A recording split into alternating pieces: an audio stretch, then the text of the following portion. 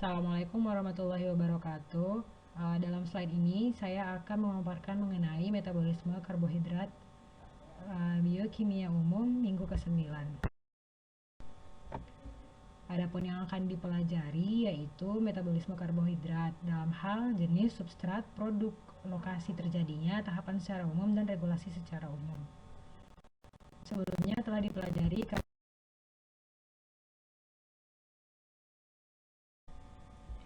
Pada bab 6 telah dijelaskan mengenai struktur dan tipe-tipe dari karbohidrat. Karbohidrat dibagi menjadi 3 jenis, yaitu monosakarida, disakarida, dan polisakarida. Monosakarida kemudian dibagi lagi menjadi aldosa dan ketosa, tergantung dari gugus fungsi yang terdapat pada strukturnya. Aldosa apabila memiliki aldehid pada gugus fungsinya, dan ketosa bila gugus fungsinya berupa keton. Aldosa ini misalnya glukosa, galaktosa itu memiliki gugus fungsi aldehid, sedangkan fruktosa merupakan contoh dari monosakarida jenis ketosa. Selanjutnya ada disakarida. Disakarida ini terdiri dari laktosa, maltosa, dan sukrosa. Laktosa itu gabungan dari glukosa dan galaktosa. Sukrosa itu glukosa dengan fruktosa, dan maltosa itu adalah glukosa yang terhubung dengan glukosa. Sedangkan polisakarida misalnya pati, selulosa, pektin, dan lain-lain. Semua jenis karbohidrat yang masuk ke dalam tubuh akan dipecah menjadi gula sederhana untuk menghasilkan energi. Pada hati, gula sederhana seperti fruktosa dan galaktosa akan diubah menjadi glukosa. Mengapa demikian? Sebab pada sel tersebut hanya ada transporter glukosa, sehingga hanya glukosa yang bisa masuk ke dalam sel. Sel hati.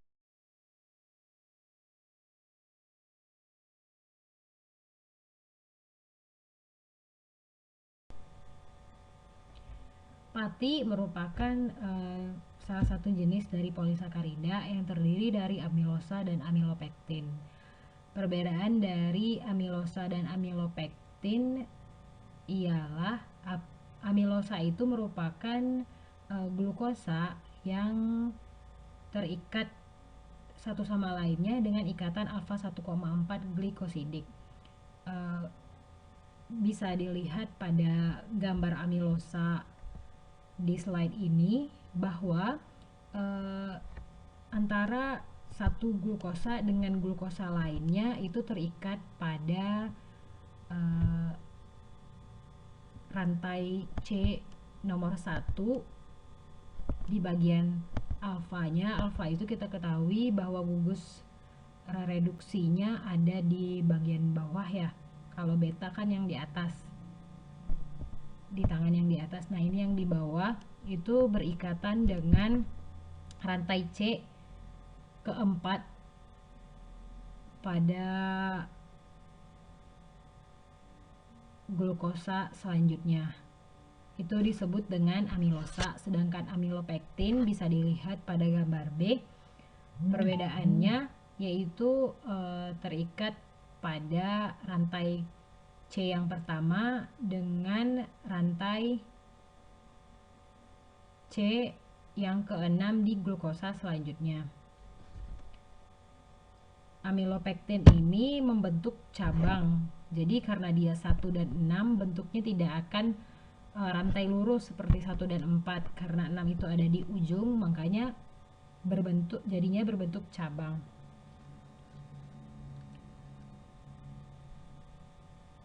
Amilosa dan amilopektin ini dapat dibedakan bila diberi iodin. Amilosa akan membentuk warna biru bila diteteskan iodin, sedangkan amilopektin akan membentuk coklat kemerahan apabila diberikan iodin. Beda kandungan amilosa dan amilopektin ini akan menentukan karakteristik bahan yang mengandungnya. Nah, misalnya beras dengan amilosa di atas 25% atau amilosanya lebih tinggi, maka strukturnya tuh akan beda, akan membentuk seperti beras perak, seperti nasi padang gitu kan. Nah, kalau amilosanya rendah 7 hingga 10%, maka dikategorikan nasi pulan. Contoh lain polisakarida misalnya selulosa, pembentuk dinding sel tanaman yang akan memberi struktur dan bentuk pada tanaman. Nah, selulosa ini terdiri dari glukosa dengan ikatan glikosidik beta 1,4. Nah, bedanya sama amilosa, amilosa kan alfa 1,4. Itu yang terikat di bagian alfa, itu di bawahnya ya, sedangkan kalau beta itu bagian di atas.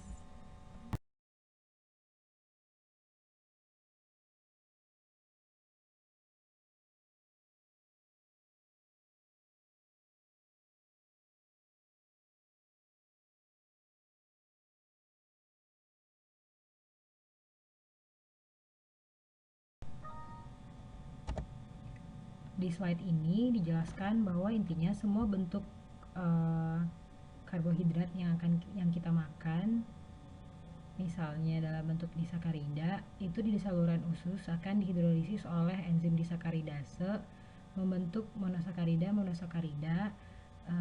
yang pada tujuan akhirnya diperuntukkan menghasilkan ATP melalui glikolisis. Misalnya laktosa yang terdiri dari glukosa dan galaktosa, glukosanya akan segera diproses digunakan sebagai bahan glikolisis.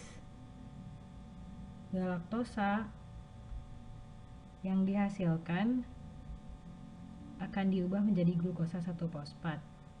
Fosfat pada C kelas 1 glukosa akan dipindahkan ke C6 oleh enzim fosfoglukomutase membentuk glukosa 6-fosfat dan dilanjutkan ke glikolisis sama seperti glukosa untuk menghasilkan energi.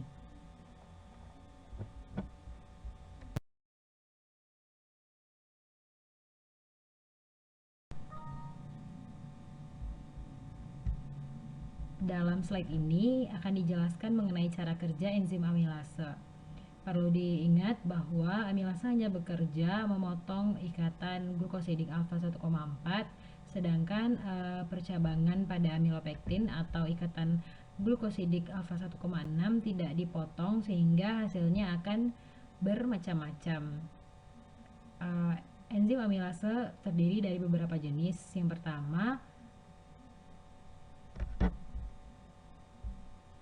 alfa amilase yang disebut juga dengan endoamilase yang bekerja secara acak memotong ikatan alfa 1,4 sehingga menghasilkan maltosa. Misal maltosa yaitu 2 glukosa, juga bisa menghasilkan maltotriosa atau 3 glukosa, sedangkan di bagian percabangan ikatan glukosidik yang tidak terpotong akan menghasilkan limit dextrin atau oligosakarida yang yang terdiri dari 4 hingga 10 glukosa.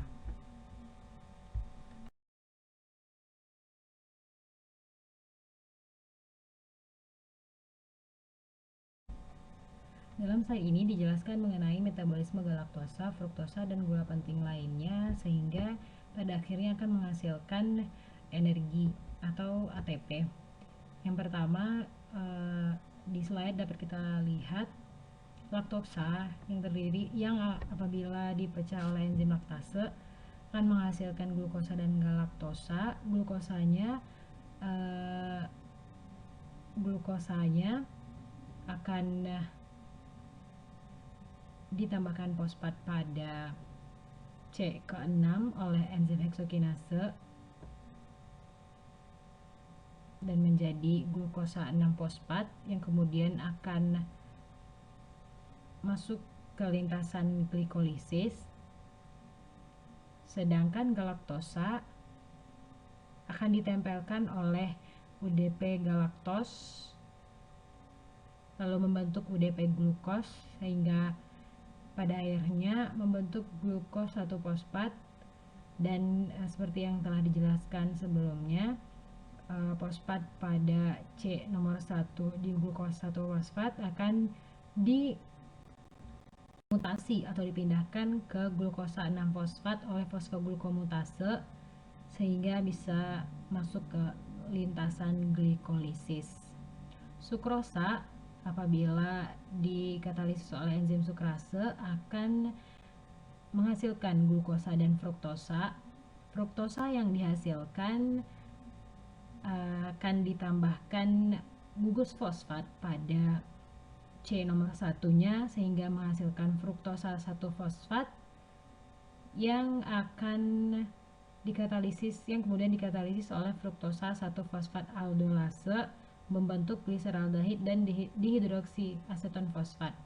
Perlu diketahui bahwa gliseraldehid dan dihidroksiaseton fosfat ini merupakan intermediate dari lintasan glikolisis.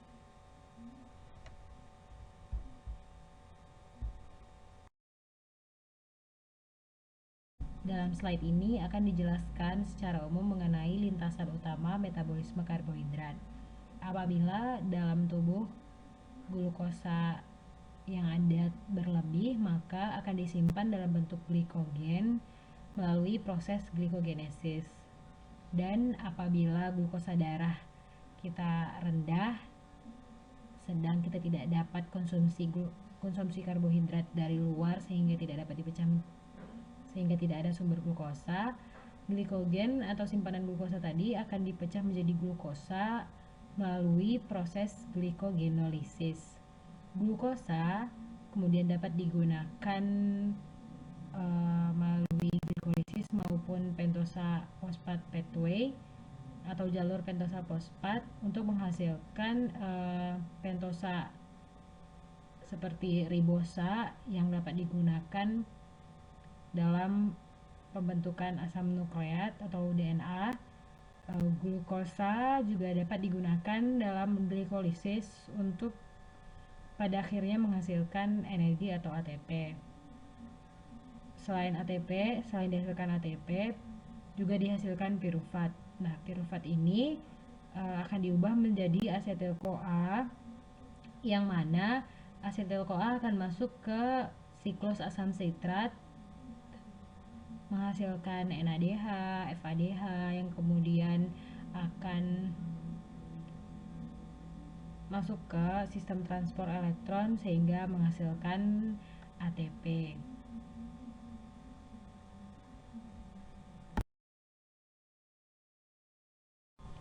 Dalam slide ini akan dijelaskan mengenai glikolisis. Glikolisis disebut dengan Embden-Meyerhof terdiri dari dua tahapan, yaitu memiliki 10 tahapan yang dalam 10 tahapan itu dibagi lagi menjadi dua tahapan. Glikolisis terjadi di sitosol sehingga terjadi di semua sel. Preparatory phase atau tahapan persiapan. Dan yang tidak tahapan 6 sampai 10 disebut dengan payoff karena terjadinya di sitosol.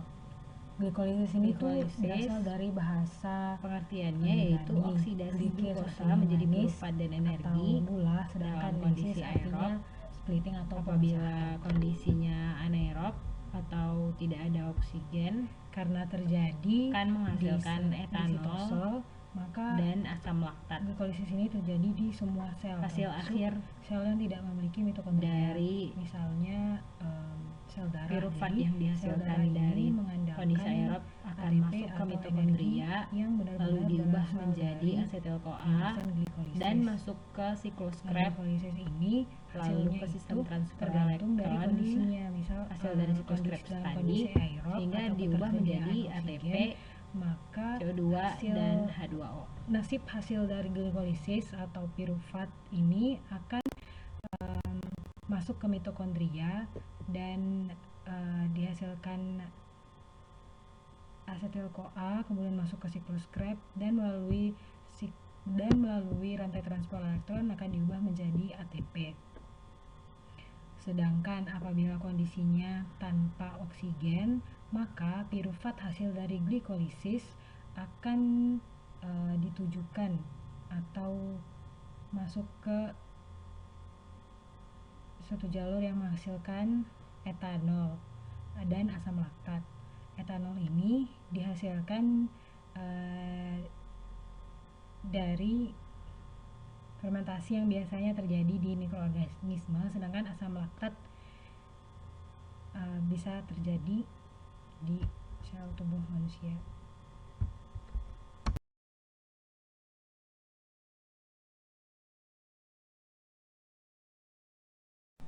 Dalam slide ini akan dijelaskan lebih lanjut mengenai tahapan-tahapan glikolisis itu sendiri dari proses 1 hingga 10. Yang pertama dapat dilihat pada gambar A, itu adalah fase preparatori atau fase persiapan. Kenapa disebut dengan preparatori? Karena dalam fase 1-5 ini digunakan 2 ATP. ATP pertama digunakan oleh heksokinase untuk menempelkan fosfat pada glukosa di C nomor 6 menjadi glukosa 6-fosfat. Glukosa 6-fosfat kemudian diubah oleh fosfoheksosisomerase membentuk fruktosa 6-fosfat. Fruktosa 6-fosfat diubah menjadi fruktosa 1,6 bisfosfat oleh enzim fosfofruktokinase 1 dengan menambahkan fosfat pada C rantai pertamanya yang ditambahkan oleh fosfatnya itu berasal dari ATP. Fruktosa 1,6 bisfosfat ini kemudian diubah oleh enzim aldolase membentuk gliseraldehid 3-fosfat dan dihidroksiaseton fosfat. Dihidroksiaseton fosfat tadi kemudian diubah oleh triosa fosfat isomerase membentuk gliseraldehid 3-fosfat sehingga dihasilkan 2 gliseraldehid 3-fosfat dari 1 glukosa. Nah, 2 gliseraldehid 3-fosfat ini kemudian selanjutnya masuk ke payoff phase atau penghasilan ATP dari fase ke-6 hingga ke-10. Di fase ke-6, gliseraldehid 3-fosfat 2 buah tadi itu akan diubah menjadi 1,3 bifosfoglycerat membutuhkan NADH oleh enzim gliseraldehid 3-fosfat dehidrogenase. Lalu diubah menjadi 3 fosfoglycerat oleh fosfogliserat kinase menghasilkan 2 ATP. Lalu diubah menjadi 2 fosfogliserat oleh fosfogliserat mutase dan diubah menjadi fosfoenol pirufat oleh enolase menghasilkan H2O dan pada akhirnya menghasilkan pirufat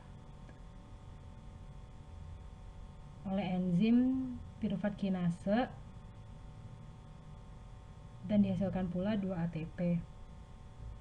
Nah, mungkin apabila teman-teman melihat gambarnya secara keseluruhan, dapat dilihat bahwa pada preparatory phase tadi 2 ATP digunakan, sedangkan pada payoff phase dihasilkan 4 ATP. 4 ATP ini dikurang 2 ATP yang telah dipakai di preparatory phase tadi sehingga dihasilkan secara keseluruhan 2 ATP dari glikolisis. Kenapa di payoff phase dihasilkan 4 ATP? Karena gliseraldehid 3-fosfat yang terbentuk itu ada 2 sehingga masing-masing gliseraldehid 3-fosfat yang pada akhirnya diubah menjadi pirufat itu menghasilkan 1 ATP, maka jika ada menghasilkan 2 ATP, maka jika ada 2 gliseraldehid 3-fosfat menghasilkan 2 kali 2 4 ATP. Jadi secara keseluruhan dihasilkan 2 pirufat dan 2 ATP.